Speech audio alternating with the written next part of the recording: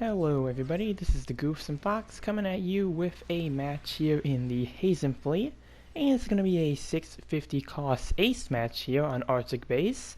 The Haze'n-thley is a general native to 600. This is going to be the level 2 variant here, and yeah, I got this when I was trying to pull for the new Psycho Doga.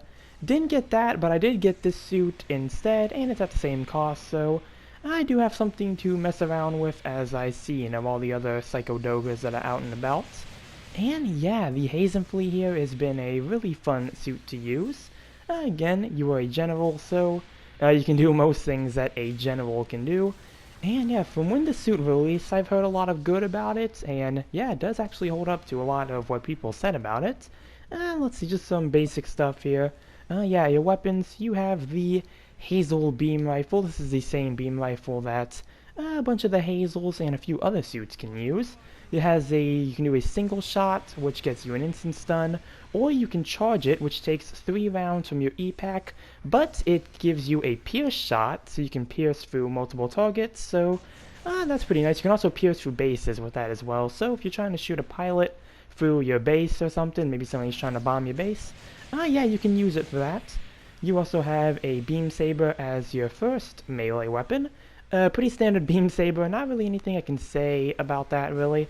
You have some beam guns on your shoulder. These are some rapid beam guns, and they're more good for doing some extra damage, and I feel like gaining stun, because when I tested them, I don't think they really have the best stun accumulation.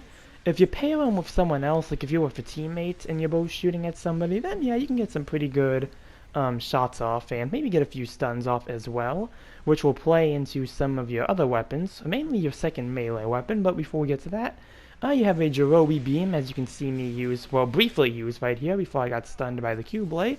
And yeah, this is again a Jirowi beam.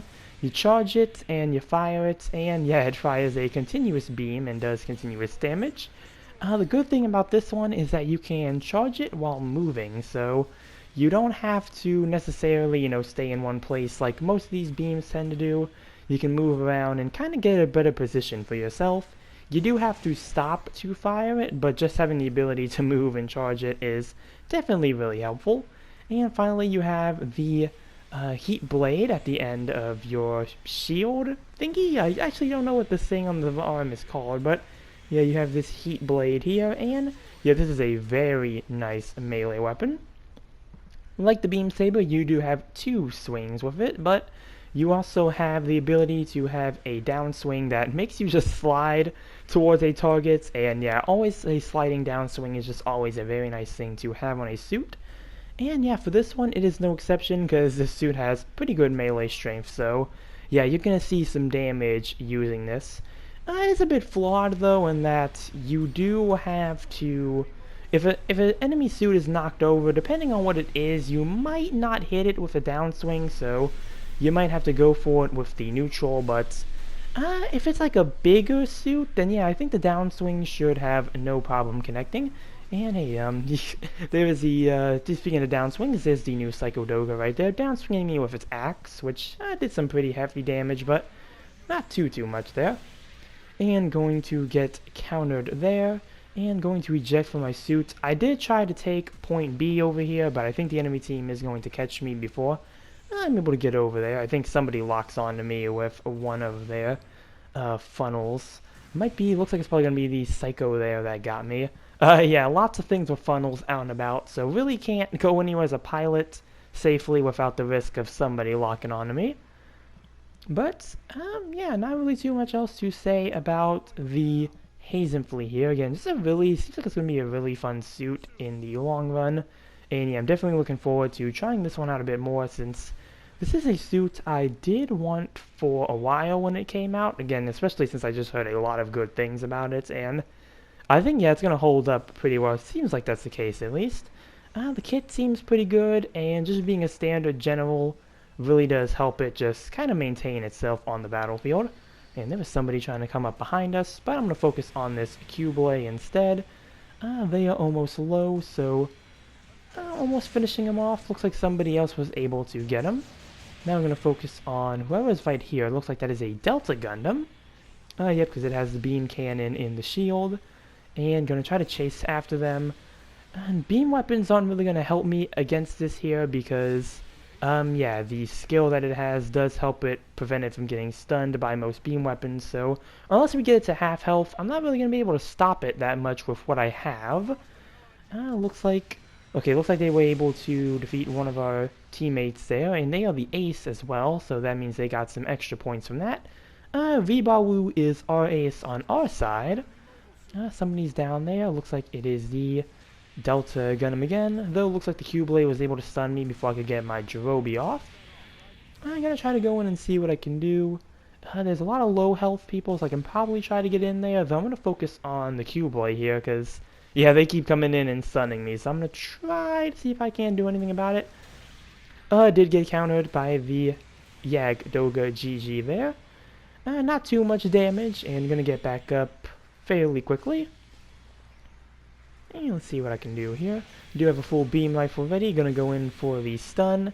Did get a melee in before I got stunned, but I am taking a lot of damage, so I'm gonna try to move out of the way here and get my Jirobi beam charged up. Our ace is low on health, and the enemy ace is actually full on health, so we need to be careful how we pursue here. Alright, our ace is down. Gonna try to go in for the Jirobi.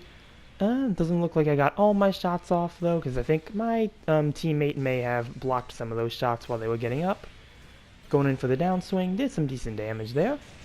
And there is the Q-Blade again. Trying to see if I can deal with him. Accidentally stunned my teammate there. Missed my melee. Going in for the tackle. Don't think I'm going to be able to do too much, though.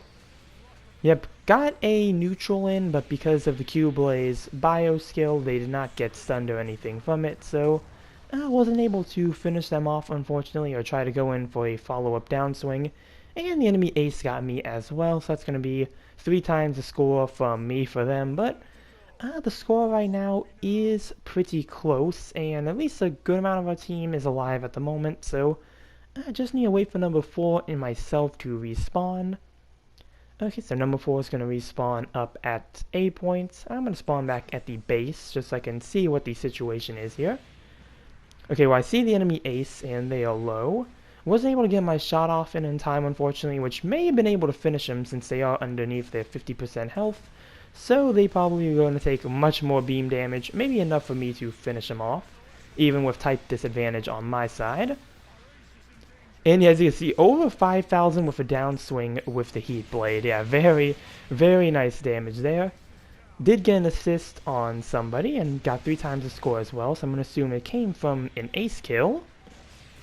And I'm going to try to defend the ace here because they are low on health. And finish off the Q-Blade. And unfortunately, not going to be able to get those last few points back in time, but a good work's going around. And let's see how we did with this match.